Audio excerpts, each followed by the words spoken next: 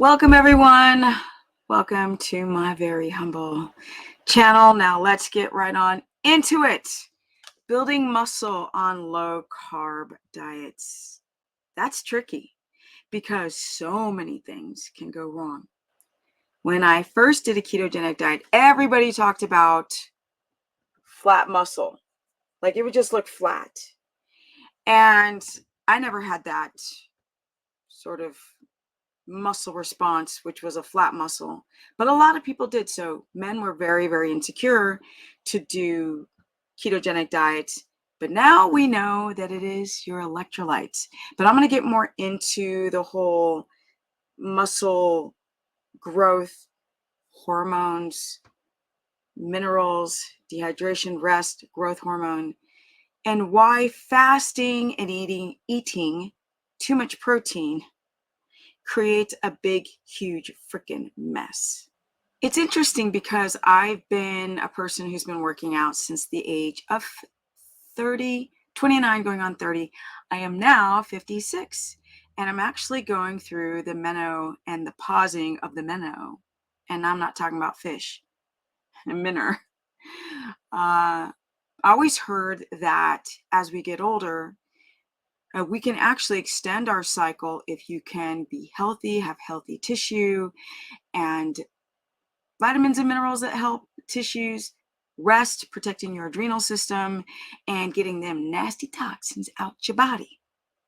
But most people, we get caught up in the life and we forget how to take better care of ourselves. Before you know it, life spins like, and you go from 20-something to 50-something, and you almost touching 60. As you get older, and men, let's not get it twisted, you go through menopause, where your testes are not producing as much testosterone. I know. And what are some of the things that jack up the process of building muscle? Obviously, it's endocrine disruptors, as well as cortisol, and then being toxic and high blood sugar. But I want to go more into if you're doing a carnivore diet and you're getting these people in these Facebook groups that are promising you the sun, the moon, the stars. Now, because I've been pumping out more videos a lot lately, I'm getting new people and they get triggered. These are the trigger folks that don't like that I speak with such authority. But I'm also 56 and I'm not trying to appeal to the masses. The right people will hear the message and the rest can.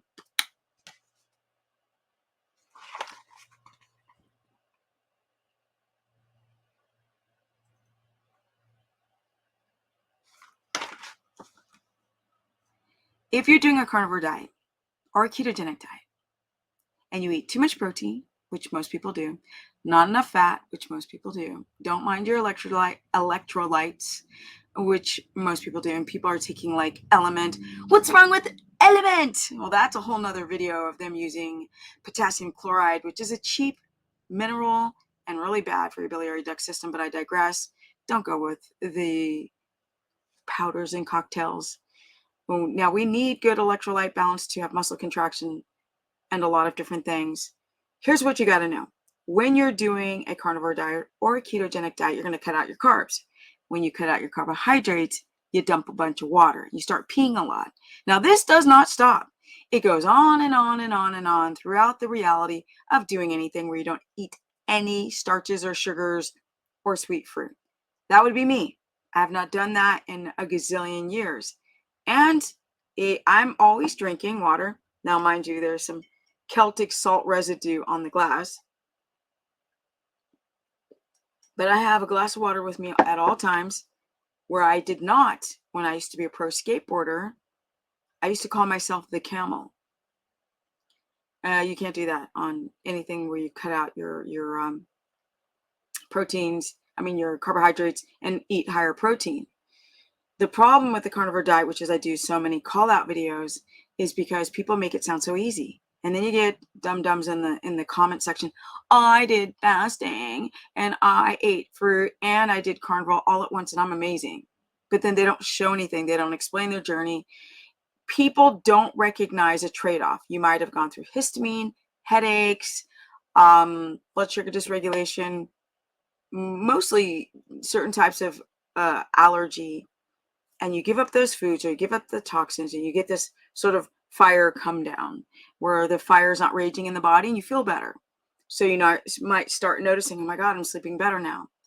But slowly people do not realize that what is developing or brewing is the blood sugar dysregulation and the mineral dysregulation, which then effectively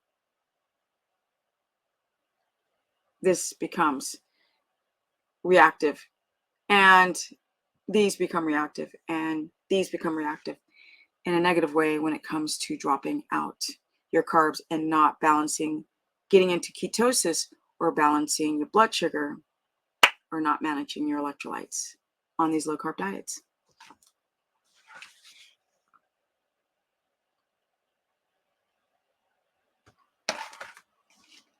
What you have to consider is getting sleep, because you're going to release growth hormone at night.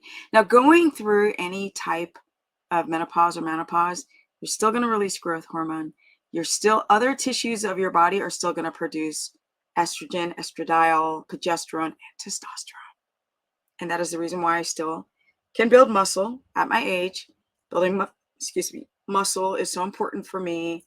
It's important for me. Obviously, keeping a lean body mass is important for me at this age.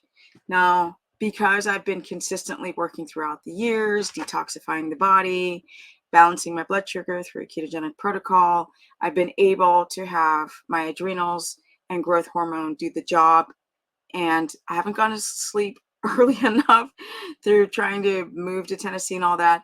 But the goal is by 2024 January, back to sleeping very early, because right now, having contractors, taking care of the animals, taking care of my mother, doing the challenge.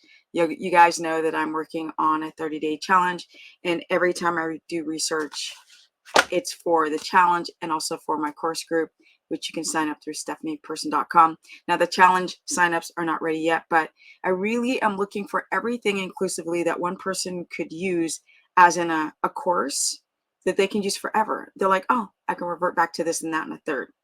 Now, men, women, yes, you have to make sure that you work out as well. I'm experiencing this physique is gone through muscle memory. The muscles know what we got. Muscles, we got fibers. We don't get more. They expand through the sliding filament theory of actin and myosin. This is an amazing physical progression that you can actually witness happen in building muscle, but you've got to do it the right way. And a lot of you guys don't lift the right way. This is a huge, massive problem with people using levers and they're working out. They're not doing time under tension. A lot of people just don't know how to work out the right way to be able to have that growth hormone effect, which is why it's so important that you guys get sleep on a circadian rhythm, because that's when you're going to release some growth hormone, my people, and build muscle as well. It's not just how much people are like, oh my God, I can't believe if my protein goes down, I'm going to build muscle. I'm like, it's not just your protein. It's your insulin, it's growth hormone, it's your cortisol pathways, and your ability to regulate good sleep and circadian rhythm. I'm going to pull up a video and explain some things as the video plays, showing you guys what the sliding filament theory looks like. Muscle fibers are grinding together. You have a thinner fiber, which I believe is myosin. Then you have actin, and they sort of Velcro and grind against each other, which sort of creates a blistering effect and creates this enlargement of the muscle fiber. Now, a lot of people think that this is just through progressive overload, and each week you're lifting heavier, but you can just do time under tension if you know how to contract your muscles the right way. But let's get more into it. Muscle fibers are composed of many myofibrils. A myofibril contains contractile units called sarcomeres. Sarcomeres run adjacent to one another down the length of the myofibril. Each sarcomere consists of alternating thick and thin protein filaments, giving skeletal muscle its striated appearance. The muscle contracts when these filaments slide past each other. The thick filaments are myosin, which are anchored at the center of the sarcomere called the M line. Yes, the thick filaments are myosin, not actin. They sort of they Velcro against each other and they sort of grind. They're grinding. That's why you have this expansion of the muscle fiber. The thin filaments are composed of the protein actin, which are anchored to the Z lines on the outer edges of the sarcomere. Because the actin filaments are anchored to the Z lines, the sarcomere shortens from both sides when actin filaments slide along the myosin filaments. Although the action between the filaments is described as sliding, the myosin filament actually pulls the actin along its length. The cross bridges of the myosin I describe it more of a grinding effect, like a Velcro effect. filaments attach to the actin filaments and exert force on them to move. This action is known as the sliding filament mechanism of muscle contraction. In this model, the sarcomeres shorten without the thick or thin filaments changing in length. A contraction begins when a bound ATP is hydrolyzed to ADP and inorganic phosphate. This causes the myosin head to extend and can attach to a binding site on actin, forming a cross bridge. An action called the power stroke is triggered, allowing myosin to pull the actin filament toward the M line, thereby shortening the sarcomere. ADP and inorganic phosphate are released during the power stroke.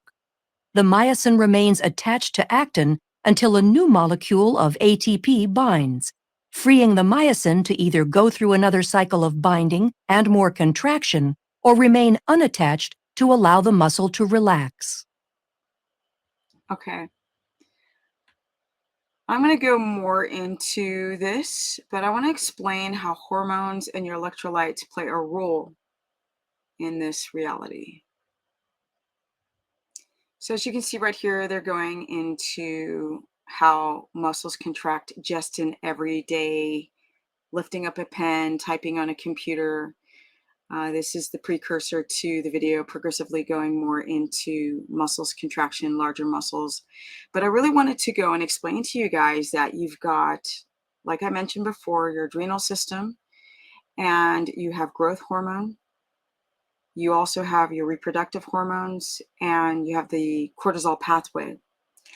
That is what a lot of people do not talk about in the context of building muscle. People are talking too much about eating a bunch of protein.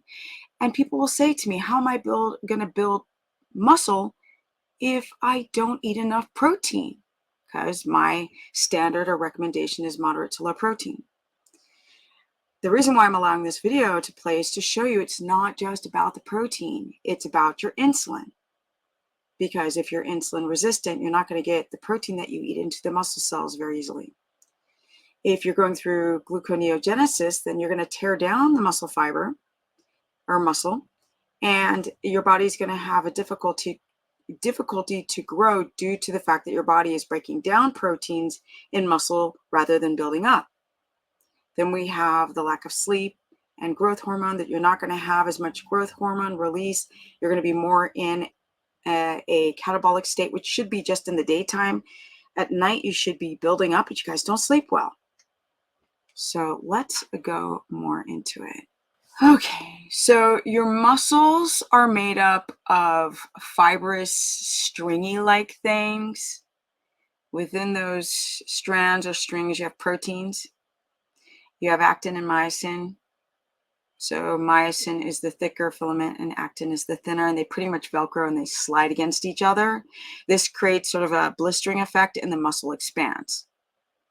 You can also use progressive overload, but the problem with lifting heavier and heavier is the fact that people are toxic. And if you are going through gluconeogenesis and you're trying to build up at the same time as break down, you don't get the results that you want. And sometimes it can jack with your hormonal system, but you also have blood sugar. And if your blood sugar is running high, that also is catabolic. And if your insulin is resistant, you're going to have a difficulty building muscle. So we want to contract and get shorter. So the muscle is contracting, shorter, and then stronger.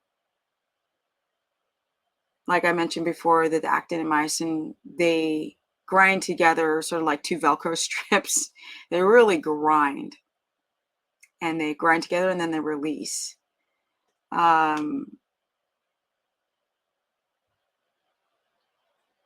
Now, I mentioned the hypertrophy. This is what a lot of bodybuilders talk about in progressive overload, where you're just lifting heavier and heavier.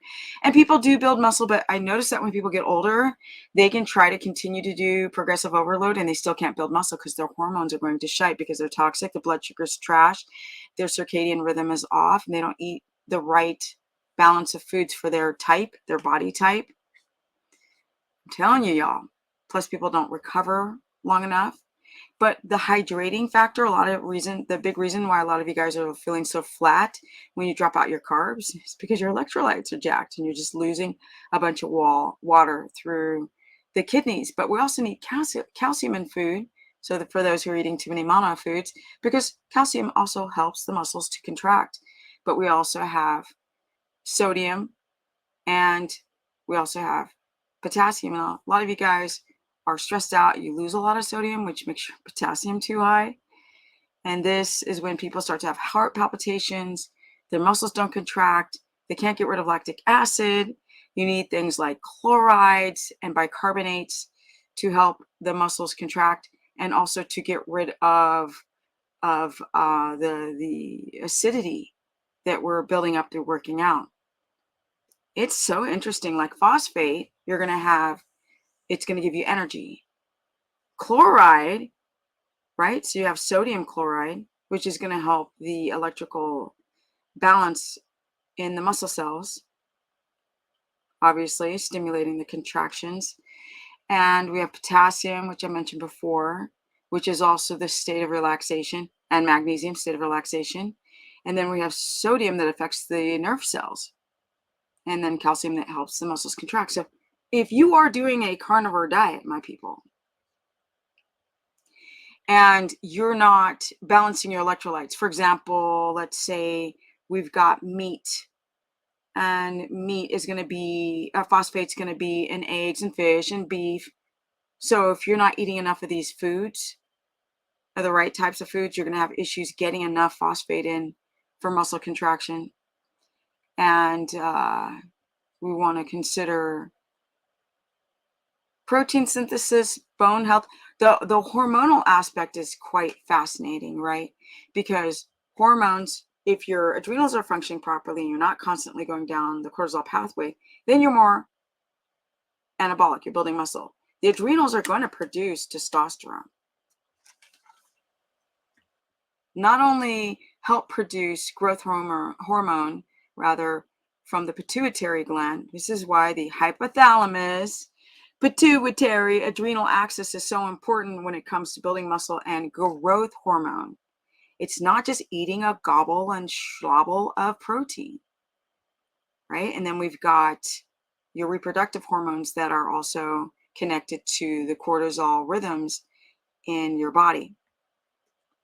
Your adrenal glands are also connected to the fight or flight system. So if you're constantly in a state of stress, how are you going to balance your blood sugar? Right? And then also produce enough DHEA if you're going through pregnenolone steal, which is stress. Cortisol robs from the sex hormonal tree, including your DHEA. So as you guys get older, you're not building any muscle. It's freaking fascinating. We've got sleep, like I said, is a primary source of growth hormone. Then we have exercise. Exercise is going to help the release of growth hormone.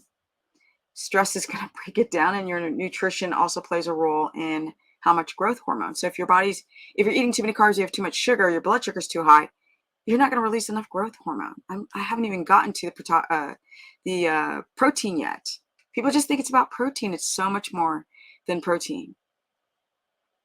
So your adrenal glands do still produce testosterone. So does it produces testosterone, progesterone, and estrogen, and estradiol. So there is no need for men. Listen to me, my people.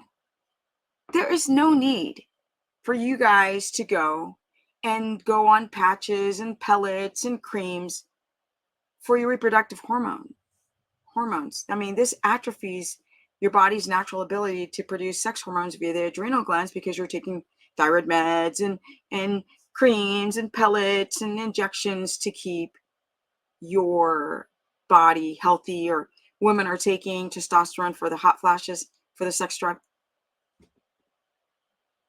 Y'all know when men take PEDs, then their gonads atrophy. Then you got to be on this crap forever. And instead of running towards the pharmacological intervention, why are we not just learning how to take better care of our bodies? It's not that complicated. We make it complicated.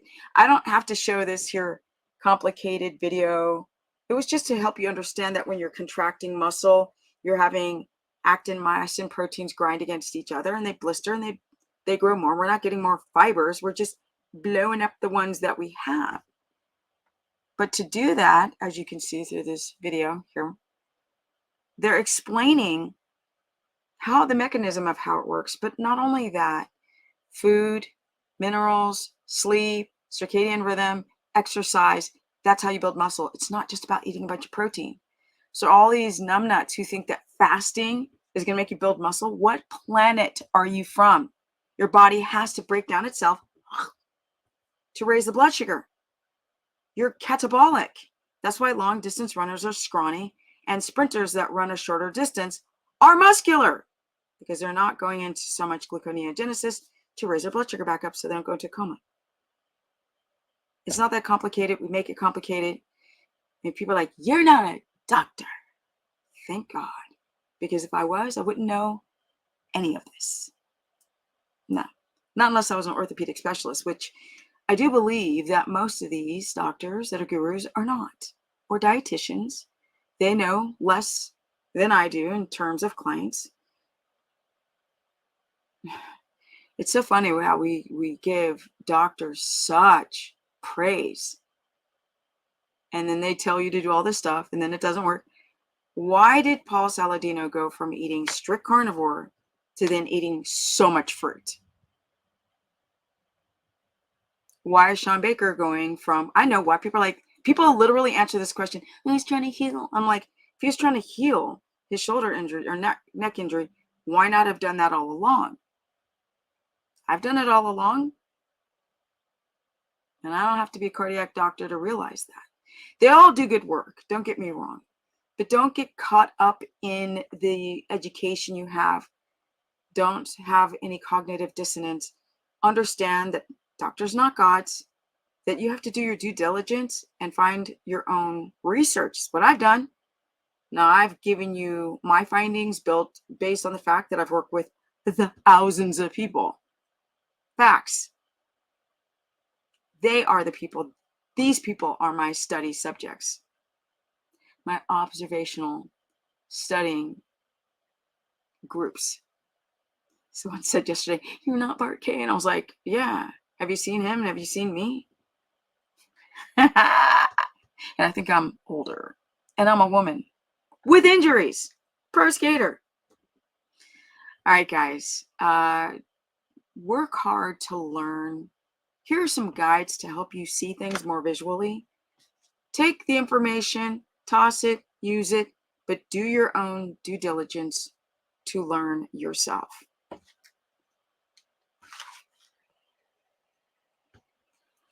If you wanted to learn more, go to stephanieperson.com and book a consultation. I'm your girl because I don't just go over eating a bunch of protein and then fasting. I got some real solutions and not just a bunch of blood tests, because those thyroid testing, worst testing of all time. You have to look at symptomology as well. So is gut testing. So be careful with that. And I'm out because girl has a lot to do. Yes, Stephanie Ketogenic on my Instagram, Stephanie the Business Person on my Facebook fan page. I'm 56. Soon I will be on my way to 57, and then soon 60 and loving life. Peace.